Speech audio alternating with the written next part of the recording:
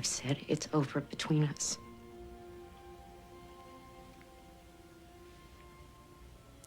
What you've done to me.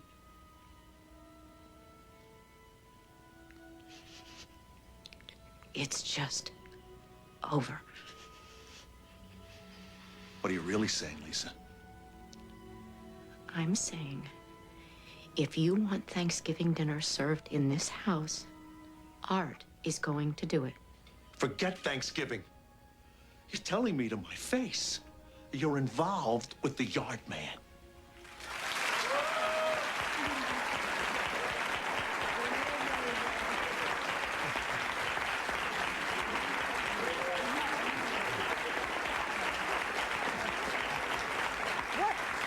Can I ask, why does it seem like anybody who provides a service to your home is always a better lover than you are? The plumber, the yard man, the milkman, whoever is in the service industry is always great in bed. And I have never understood that. I want to know how you know that. Well, I've...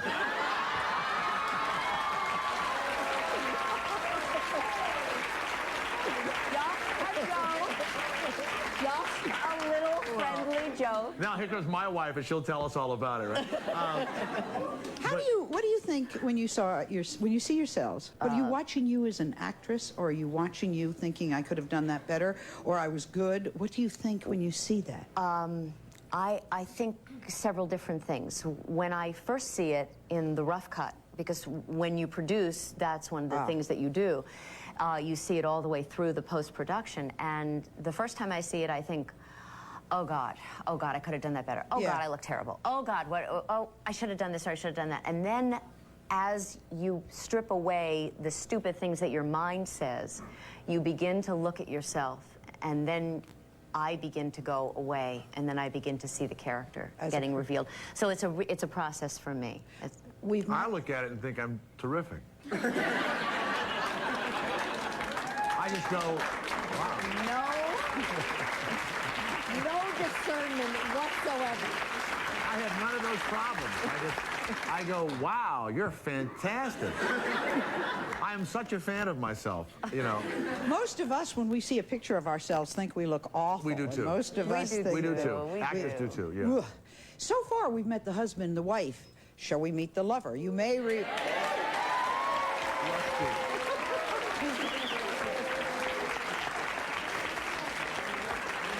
You may remember him best when he comes into your living room every Friday night in the ABC hit series, Boy Meets World. He plays the role of Alan Matthews. Alan Matthews is the 90s version of Ward Cleaver from Leave It to Beaver. Welcome to the show, The Lover. His name is William Rusty Russ.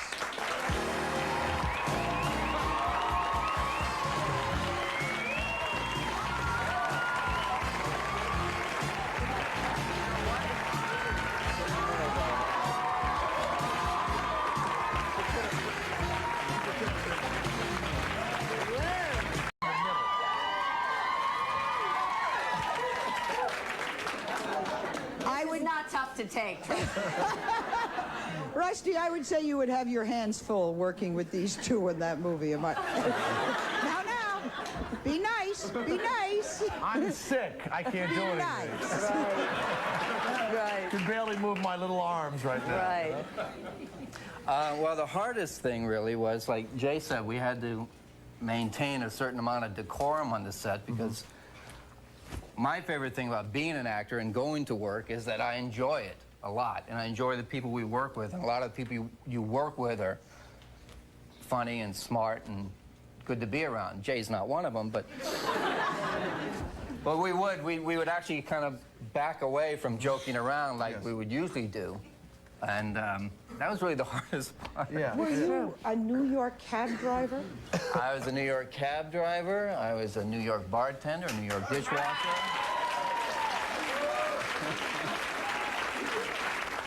Could you, I've asked the two of them, could you live in a situation like they lived in? The people in the movie lived in. Yeah, I think so. Well, he wasn't in a wheelchair, of course. Yeah, well, you had to live in it. You were in a He comes in, wheelchair. I can't do anything. He gets all the the good parts.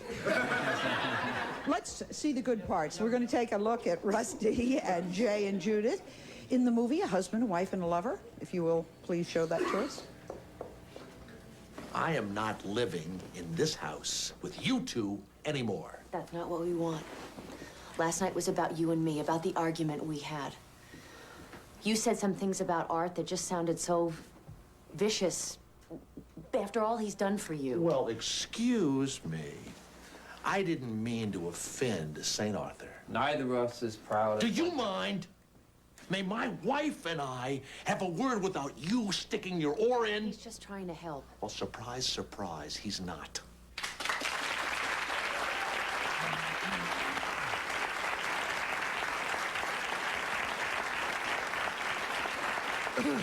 We're going to be right back.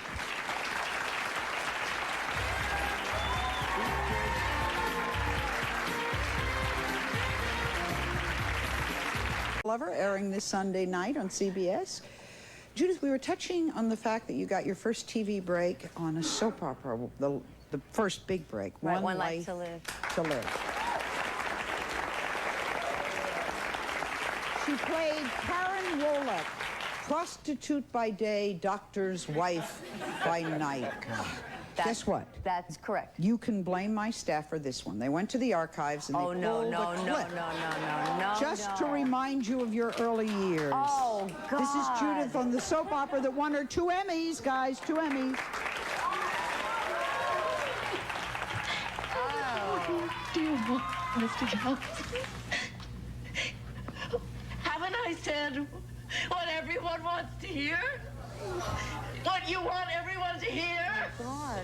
That I am a common hooker like Katrina Carr!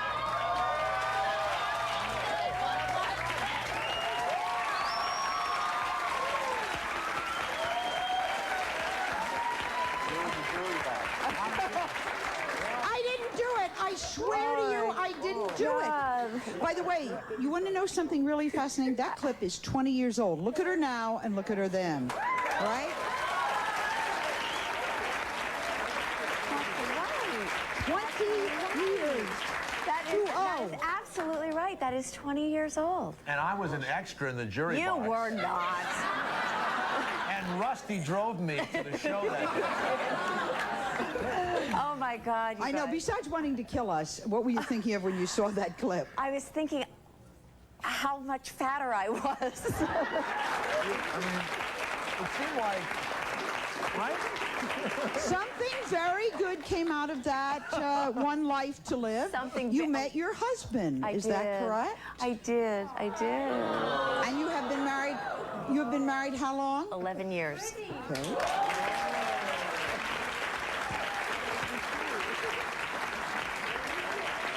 Now wait a minute. Which one of you thought she was married to him? Oh please. Oh please. It's like when they came out, they were sitting there, and I mean, he was holding her hand. The way they was holding hands, I thought that. Yes. I thought that. Yes. Okay, Sally. I mean, and then I saw him, Rusty, coming in, and they kissed, and I was like, I was wondering, how can he let his wife kiss another man? That's what, I was confused. You're too Latino. Sit down. Did you have problems with this movie? Did you have a hard time with the movie? No, not with the movie. Not with the movie, but if it was real life. That's why I was confused. Okay, you're married, let's say, to Michelle Pfeiffer. Just you're married. Okay. And she does a movie. She's half naked in the movie, and she makes $5 million, and you're going to scream at the, I'm going to kill him! I'm going to kill him! Yeah, it's your job. You have to do it. No, I mean, in the movie, You have a more recognizable name than your husband does. He's also an actor. Yes. How is that hard work? I would think. Yeah. 11 years of that. Yeah, it is hard. But, I mean, everybody here who's been married a long time knows that relationships aren't easy and that everybody's got something that they have to deal with, whatever it might be. It just so happens if you're two actors. His name is Robert Desiderio, and he was Gary on Cheers, and he was in Not Standing. After spending 5 years on that soap opera, she landed the starring role in the sitcom Who's the Boss with Tony Danza.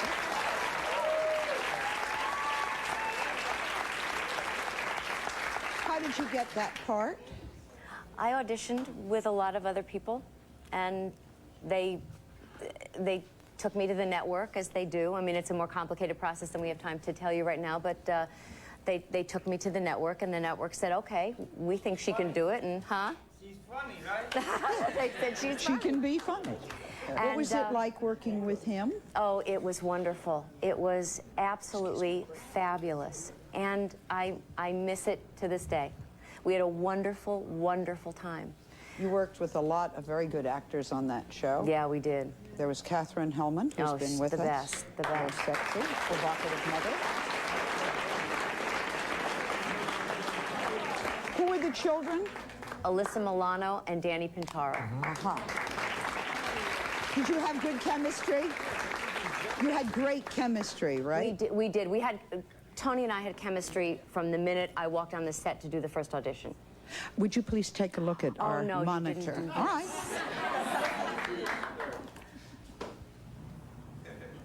Hi, Mom. It's your long-lost son, Dan. Just sending you a message to tell you that I miss you and to send you a great big hug and congratulations on all of your success. I'm not doing so bad myself here at Stanford. Yeah. By the way, Parents' Weekend is coming soon. Are you going to come visit me? Anyway, I just wanted to remind you that you will always be like a second mother to me, no matter how far apart we are. And I love you.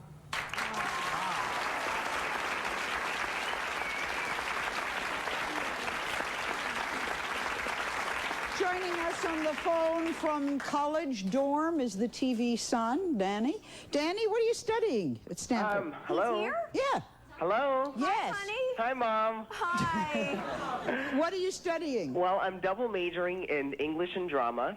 I'm a sophomore here at Stanford in my second quarter, working really, really hard, trying to do as best as I can. Oh, my God. What about the veterinary stuff? Oh, gosh, that went through the door a long time ago. Oh, it did? Yeah, you know, it was one of those things where you come to college with an idea and you come to college and find out you want to do something else. Yeah, right. Yeah. Right. But I just chose my major, so don't quite yet ask me what I want to do with it. Okay, all right, all right. you're I'll be free. a good mother. I won't ask you. Okay. Danny, do you have some memories of working with Judith Light on Who's the Boss? I think my biggest memory with working with Judith was that she was always just as interested and excited to hear about things in my life as everyone else was on the show.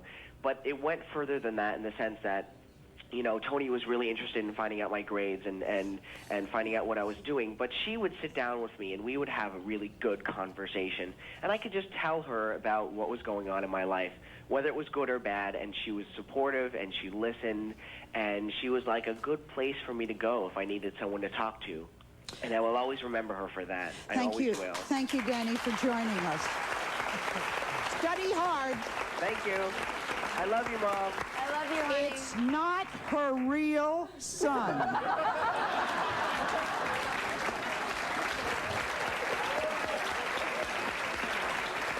We'll be right back.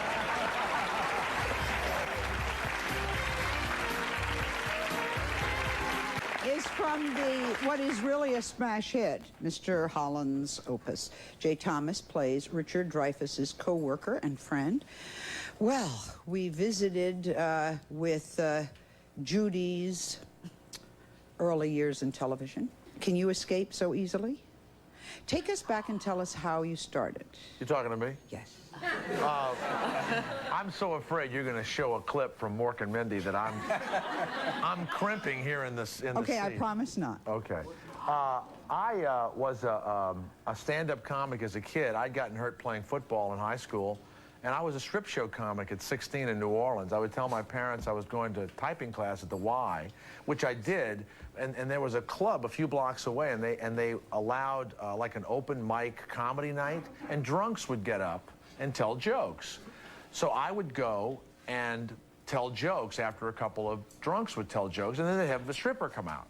And then there was a club that had, you know, music, you know, and then a stripper, and then me. And I don't know how to type to this day, and that's how I started. And I won my high school talent show as a stand-up, as a stripper. Yeah, I was a stripper. And then I could not figure out, I was a dinner theater actor, and I did not like the North. And I went to New York, and I went to Connecticut and did a regional thing, and I didn't like Yankees. It sounds, and I looked like What? I know, I didn't like them. So I went back to the South, and I started as a disc jockey because it was, you know, entertainment. I was a stand-up comic, dinner theater actor, and the disc jockey thing took off for like 15 years, and I did really well. And I always was an actor. And a guy told me the other day, he said, you know, I was doing Grease on Broadway, this guy, and he says, when you were hired on Mork and Mindy, one of the other actors came to work and said, you know, I've been reading for 2 weeks to get this part, and this disc jockey got it. And I said to the guy, you know, 20 years later, I said, no, I was really an actor. And I started apologizing for it, then I stopped. Now, I promised you I wouldn't show the Mork and Mindy. Oh, okay, go Can ahead. I show the Candice Bergen, Murphy Brown? You can show anything. Okay. What was she like to work with? She was a bitch. A bitch. No. Can I tell you that? I like her. Can I tell you the truth? That I think if you're a supporting actor, if the star doesn't accept you, and I won an Emmy for that show, if the star doesn't accept you, you're in real trouble. And sometimes you work with people that really don't like you. She accepted me from the first day, you know, for who I was, and I had to kiss this woman that would never date me in a million years in real life. And I remember the day that I had to kiss her. I was so nervous, and we're sitting like this, and they're making her up, and I don't know her from Adam, and I'm going, oh my, you know, what am I going to do? And so the scene starts, and we kiss, and when we broke, and somebody said, is it a real kiss? Yeah, you know, it's a, you know, you kiss. I looked at her, and I thought, in all of my 40 years, I have never kissed anyone that looks like this. And I'm pretty sure she was thinking the same thing. And I said that to her. I said, no, and she says, no, you know, short, ugly guys really turn me on. She was delightful, and she really has helped me over the years and been really supportive to me in so many ways. And as soon as Love and War went down, she had me back on Murphy Brown like the next week. So she's fabulous. Let's take a look at you in action with Candice Bergen as Murphy Brown. Watch this. It's New Year's Eve. Let's make a resolution. I promise I'll try to watch what I say if you promise not to turn everything I do say into World War III. Deal? 5, 4, Deal. 3, 2. I was thinking, I have this friend who has this cabin in Vermont. Maybe next New Year's Eve we'll spend it alone, just the two of us. Without the cast of Gandhi. That just happens to be the UN ambassador from Bangladesh, but I guess they're all just towel heads to you. Congratulations, Brown. You made it all of 2 seconds into the new year without breaking a resolution.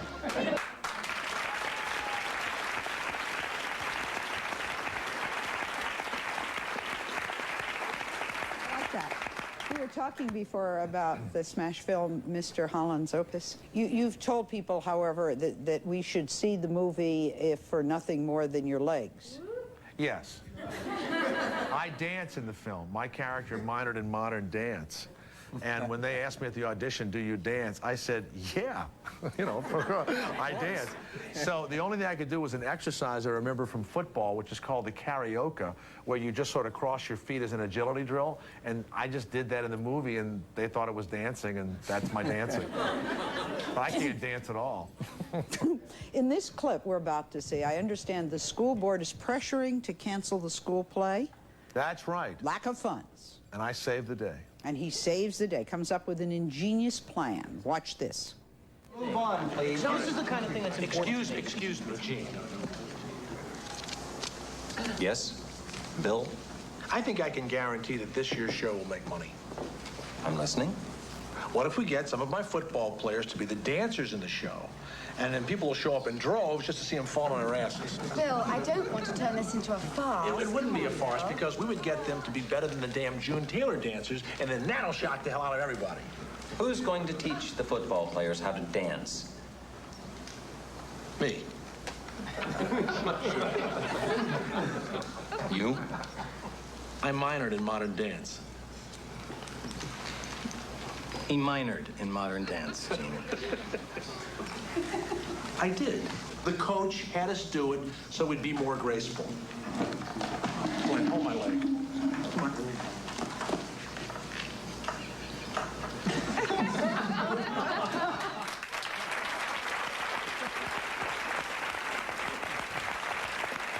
are the shorts. I have some gym shorts here. Are you still in top shape? You don't want me to wear those now, do you? You know, those are made of double knit and they chafe me. Excuses? Yeah, excuses. What was the high school? Jesuit? Jesuit, New Orleans. Jesuit High School, New Orleans. Did you take drama classes?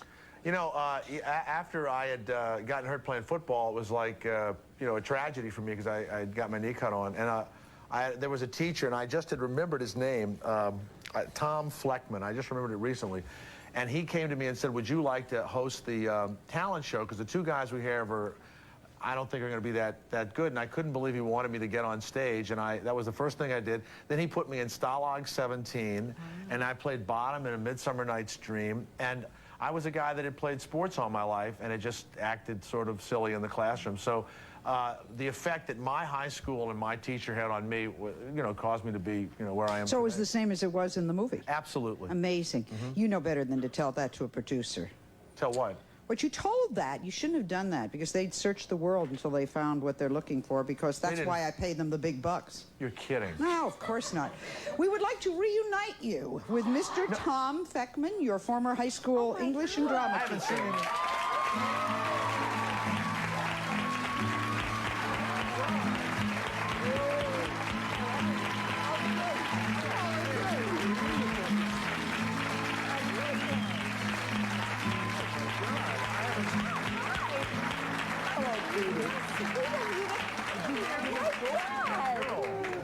Hi, Rusty. No, you know, this is, you know, I'm not, this is heaven, this is true.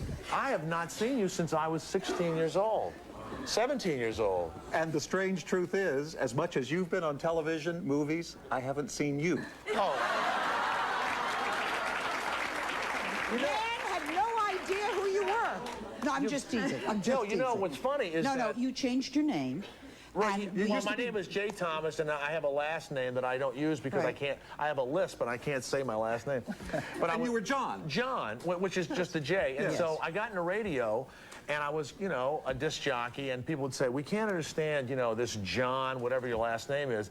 Let's change your name to something. So I was Tiger Thomas for a while. And then I was the Scorpion for a while. And then I said, well, I'm going to be Jay Thomas. It's simple. It's easy, and I'm going to end up being a lawyer or something anyway, so what difference does it make? And so I stayed Jay Thomas.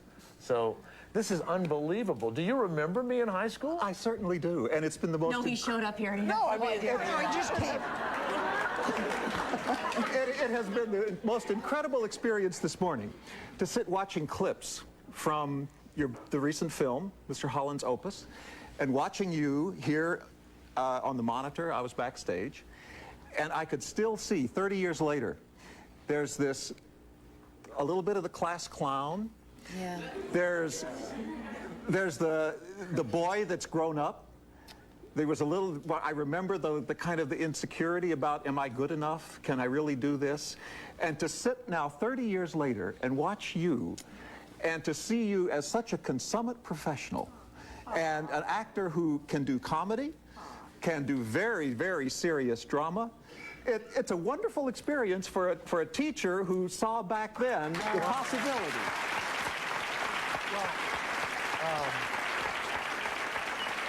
We would like to thank you very much for coming to be with us a lot. today. We'll be right back.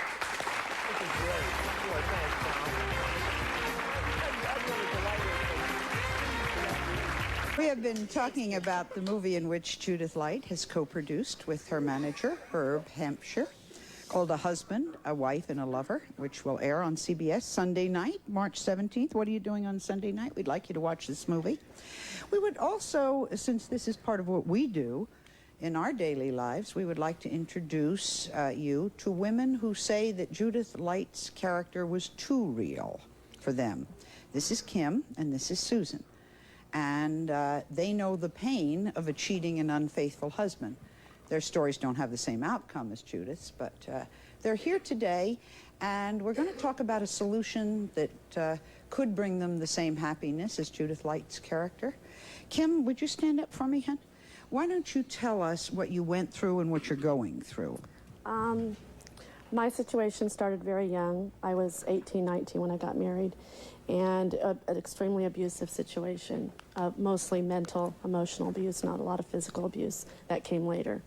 A lot of red flags were up. I was very young, so I didn't identify those red flags.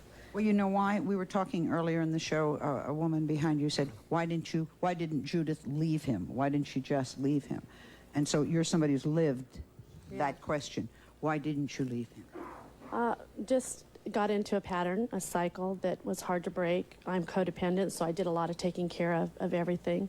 And later, 3 kids came along. I have 2 boys that are 5 and an 8-year-old daughter. And it's just hard to break up the family. But through the course of the abuse, as physical abuse came into it, took a gun to my head, strangled me. My kids, being around that, you know, they didn't actually see that, but the impact that it would eventually have in their life, we're supposed to be the example. And that's not the example I want to set. So I did wake up. Part of my brain woke up after that happened. And I said, I'm done. Of course, then the manipulation. That's the point Judith was at when he had the stroke, when she left, right? Right. He's cheated on me as well. Took him back, did the whole thing, forgave him. And the abuse didn't stop. The manipulation, the control. You lose a little bit of yourself along the way. And I wasn't living true to me. Let me talk to Susan. Susan, can you tell us about your story, which I understand you had a storybook romance? Yes. I met my husband like 19 years ago, and I met him out in Colorado. He proposed to me out in Vail. We were married for 10 years, have 2 beautiful daughters. I should have known at that point he was married to another woman for 10 years previous to that. 10 years was good. How did you find out? That he was married? He told me before, but when I met him, it was 3 years after he'd been divorced. So I heard a story of, you know, I did everything. This poor woman was nasty. He had 3 children by a previous marriage. I just figured he was, you know, had a rough life and that it would be different with me. And it was for the first 10 years. And then things started going haywire. I had my own business, and he quit his job to do the manufacturing end of the business. He and I were arguing, and we separated. He had an affair. He said, I'm really sorry. I made a mistake. Maybe it was my midlife crisis. Please take me back. I had my children, and I thought that was the best thing to do. I did. And after he came back, he said, and by the way, we need to take a second mortgage out on the house to cover back bills. Did you wonder about that when he said that? I was, in my heart, I was hoping that it was for the right reasons. And at that point, I went with my heart. If I had to do over again, I would have gone with my head. I would never take him back. Too much has happened. Some thoughts that Judith has when we return. Thank you.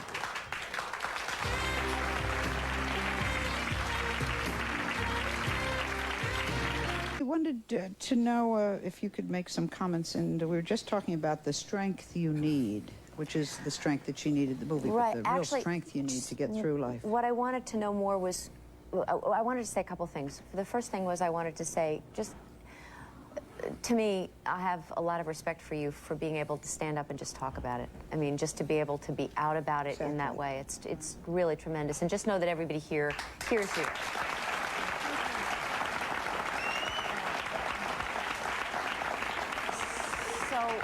To me, being a woman, I understand, and that takes a lot of courage. I know what It's therapeutic. Huh? It's therapeutic. It is therapeutic, and it's important that it's important to remember to talk, and it's also important to listen to yourself and know whether what you're perceiving in a situation is true or not.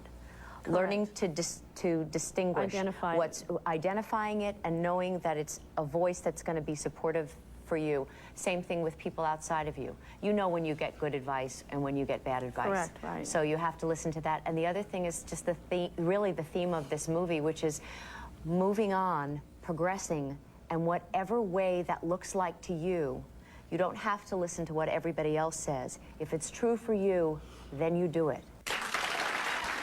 We'll be right back.